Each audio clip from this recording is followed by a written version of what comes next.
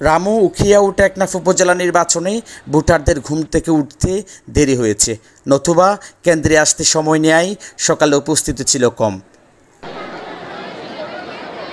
পরে রোদের তাপ বাড়ার সাথে সাথে কেন্দ্রে ভোটার সংখ্যা বাড়তে থাকে। ৮০ বছর বয়সী থেকে শুরু করে সব বয়সী ভোটাররা লাইনে দাঁড়ান ঘন্টার পর ঘন্টা। অপেক্ষার মাঝে তাদের কষ্ট ছিল না। ভোটাররা বললেন, প্রিয় মানুষগুলোকে জয় পেতে দেখতে চান তারা। উন্নয়ন করবে এবং করার আমরা দেখছি, অতীতে যারা করছে ওদের জন্য আমরা কষ্ট করি ভোট দিতে আসছি আর কি। যারা উন্নতি করবে দেখবো তো ভোট দেবো, আল্লাহ যদি বাঁচা রাখে। ওরা আমরা সাপোর্ট করি, ওরা আমরা ভোট দেবো। আমি ভোট দিছি, আলহামদুলিল্লাহ খুব খুশি হইলাম। খুব সুন্দর ইলেকশন চলতে আছে, খুব সুন্দর ভোট চলছে, সুষ্ঠুভাবে, কোনো সমস্যা নাই, কোনো ঝামেলা নেই।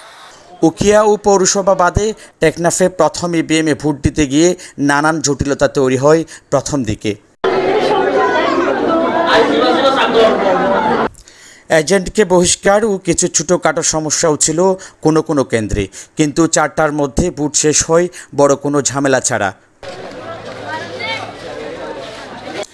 ৩টি উপজেলায় চেয়ারম্যান পদে ফলাফল চলে আসে সহসা, তবে ব্যবধান বেশি হলেও সেন্ট মার্টিন ভোট কেন্দ্রে ভোট স্থগিত থাকায় টেকনাফে ফলাফল থাকে অঘোষিত।